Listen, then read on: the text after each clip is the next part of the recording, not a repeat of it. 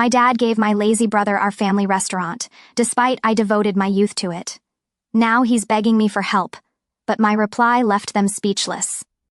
My dad gave our family business to my lazy brother, who messed up so badly it almost caused a customer to die. Now, Dad is begging me to come back and fix it. I, a 28-year-old, female, threw my dad a retirement party about a month ago.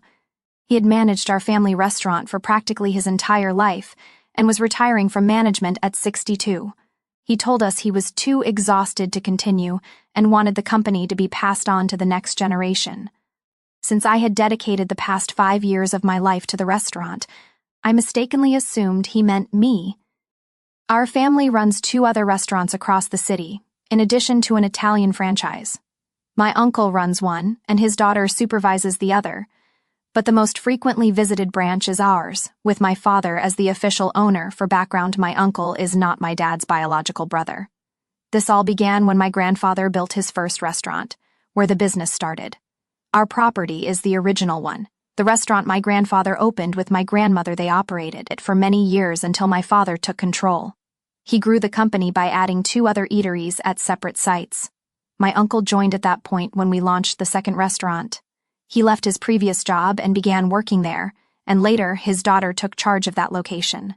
Since the company has always stayed within the family, when Dad announced his retirement a few weeks before I hosted the celebration, I naturally expected him to pass it to me. My uncle, who is almost the same age as my father, maybe a few years younger, plans to retire soon, so he wasn't a contender for the firm. Given my 5 years of dedication to the first restaurant, and my cousin's 2 years of running the new store, which represents significantly less experience, I assumed it would be me. I abandoned my corporate job at 23 to work with my father, hoping to one day inherit the family business and lead it to unprecedented success. Since I was the strongest candidate, I thought it was obvious I would inherit the company. My cousin was too young and unskilled to manage on her own, and my uncle was retiring soon.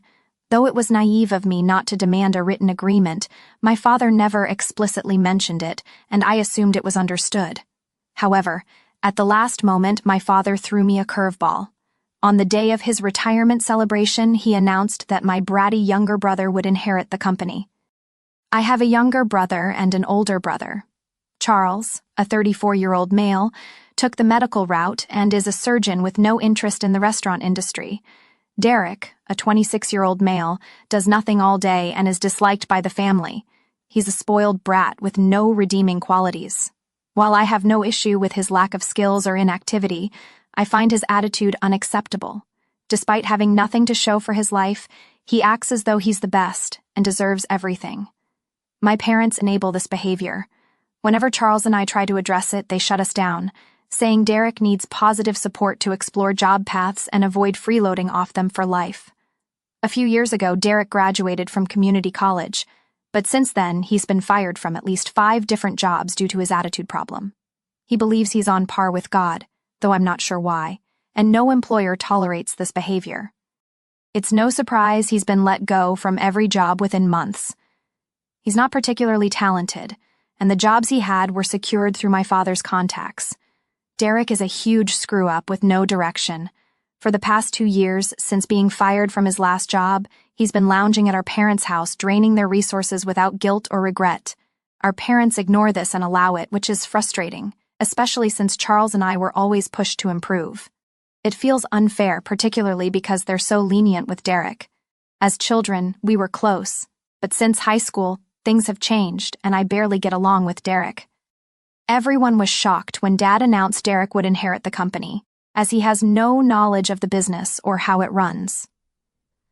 A few months before I organized the celebration, my father announced his retirement, and everyone, family and staff, knew about it.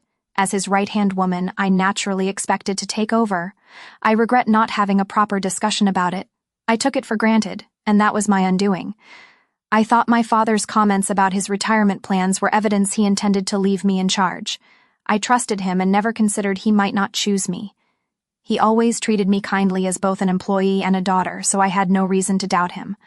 However, he handled Derek differently, which didn't mean he mistreated me. When he announced his retirement, I decided to throw him a party, never considering he hadn't revealed his successor. I was certain it would be me. I was stunned at the party when he announced Derek would take charge. Not only me, everyone, from my mother to the staff, was in shock. They all assumed I would inherit the company, especially since I had spent 5 years striving for perfection. After all my effort, Derek was set to inherit, which made no sense. It didn't sink in until my father brought Derek to his side and he smugly declared he embraced his new role. Devastated, I left the restaurant in tears 2 minutes later. My father followed me outside, wanting to explain his difficult decision. Though I was upset, I gave him a chance to clarify, but his reasons were as illogical as his choice. He admitted Derek was useless and said this influenced his decision. Derek had been sitting at home for 2 years while my father tried to push him to find a job and engage in meaningful activity.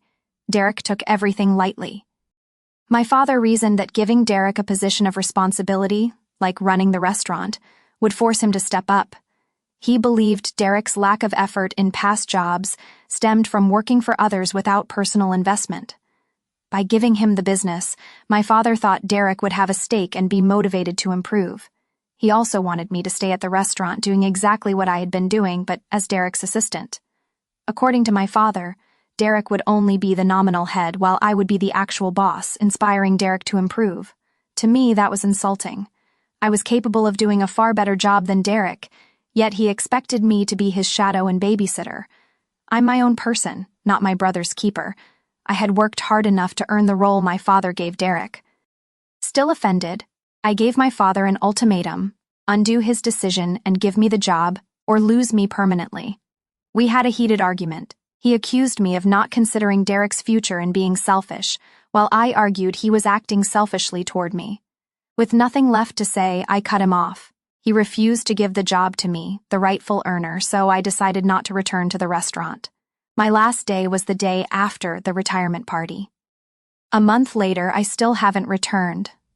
I've stayed in touch with my mother and Charles, who know how things are going but avoid discussing it because it upsets me. I had no idea how the restaurant was performing until a few days ago. I stopped talking to my father after our argument and avoided Derek. After leaving, I began applying for other jobs. I was paid for my work at the restaurant and have enough savings to cover temporary needs. I planned to live off my funds until I found a new path and even intended to travel next week, but now I'm unsure because I might have to return to the restaurant. As I predicted, my brother messed up extensively.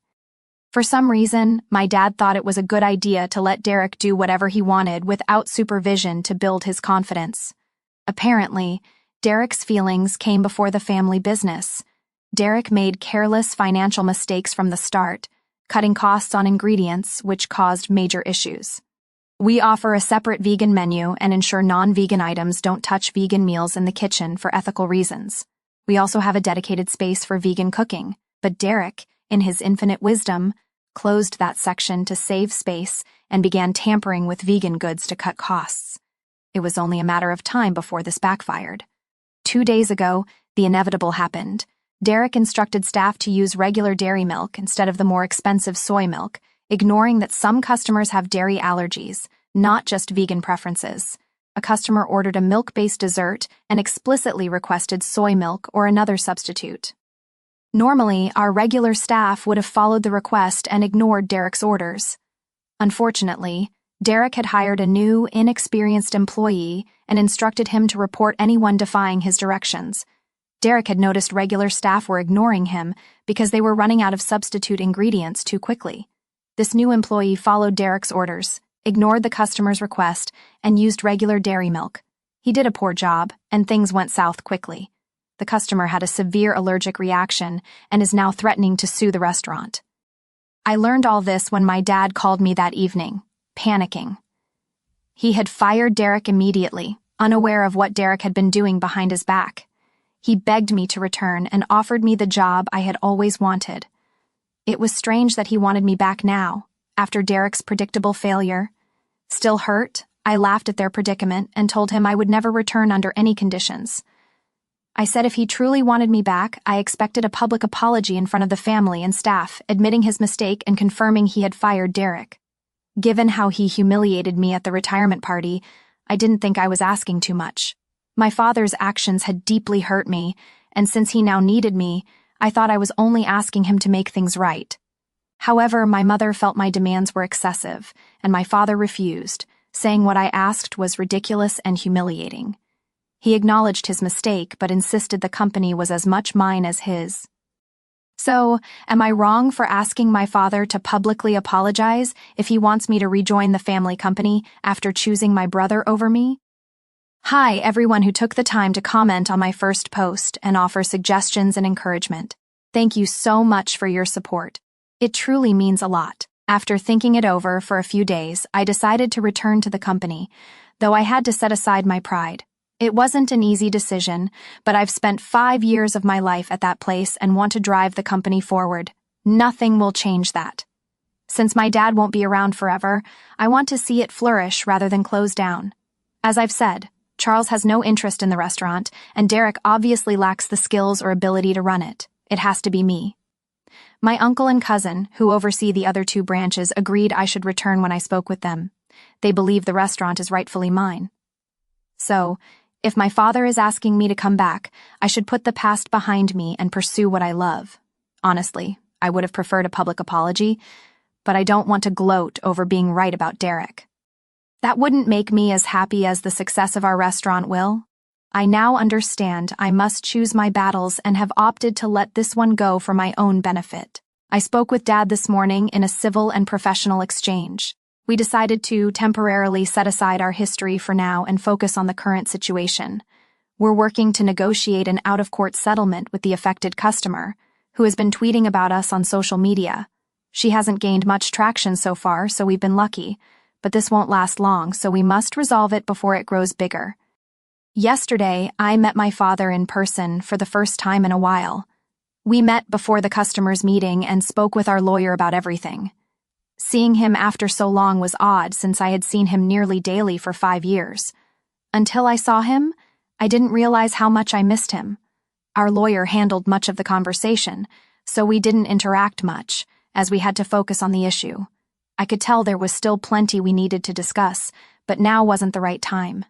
He hasn't brought up the events from a month ago or properly apologized, but things were friendly and civil, which was a relief since this was our first in-person meeting after our major argument. I expected things to be awkward, but thankfully, they weren't. My father asked me to come home to see my mom after the meeting, as I haven't visited since the retirement party. I had to decline due to a prior obligation, an evening engagement party for a friend. Interestingly, when I asked if Derek was still living at home, my dad said he wasn't. I wanted to know where Derek was living and how this came about, but my dad didn't provide more details and made it clear he didn't want to discuss it, so I stopped there. Later, I spoke with Charles, who told me Derek had moved out a few days after being fired, but he wasn't sure if our parents asked him to leave or if Derek left on his own. Though things remain unclear, I plan to discuss it with my dad to understand what's happening. The meeting with the customer unfolded far more smoothly than I had anticipated, especially considering the gravity of the situation. What transpired was a serious ethical breach, one that would never have occurred under my father's watchful eye or my own stewardship. I had braced myself for a contentious discussion, expecting the worst given the circumstances. However, the customer approached the conversation with a level-headedness that was both surprising and refreshing. She took the time to lay out her perspective, shedding light on the root of her frustration. Her decision to threaten legal action and take to social media wasn't born of malice, but of exasperation. Derek, the manager at the time, had mishandled the situation entirely, pinning the blame on her instead of acknowledging the restaurant's error. His refusal to take responsibility had pushed her to the edge, and I could understand why she felt compelled to act. The customer clarified that she had, in fact, informed the staff of her dairy allergy and explicitly requested soy milk for her order. Derek's insistence that she hadn't, and his subsequent accusation that she was at fault, infuriated her. Until this meeting, my father and I were in the dark about the full scope of the incident. The customer had been reluctant to engage with us directly, insisting on having her lawyer present, and her social media posts had been deliberately vague to avoid potential defamation claims. What we learned next was even more troubling. Derek had taken it upon himself to contact her directly, accusing her of fabricating the issue and threatening legal action against her. This escalation only deepened her resolve to hold the restaurant accountable. To make matters worse, the waiter, likely fearing for his job, had sided with Derek, corroborating his version of events. I can't fault the waiter for his choice. Employees often feel pressured to align with management to secure their livelihoods. Additionally, a new employee hired by Derek had backed his story, claiming the customer never mentioned soy milk, which led to the use of regular dairy milk in her order. Together, Derek and this employee had accused her of attempting to extort money and tarnish the restaurant's reputation. My father and I were mortified to hear the extent of Derek's mismanagement. We made it clear to the customer that Derek was no longer with the restaurant, having been let go due to this and other issues.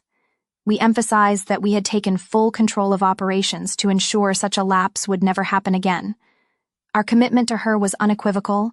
We would rebuild trust through accountability and transparency. We spent the meeting listening to her concerns, validating her experience, and outlining the steps we were taking to prevent future mishaps. This included retraining staff, implementing stricter protocols for handling dietary restrictions, and fostering a culture of ownership rather than deflection. The resolution, while costly, was a relief. The customer agreed to remove her social media posts and drop any further action against the restaurant.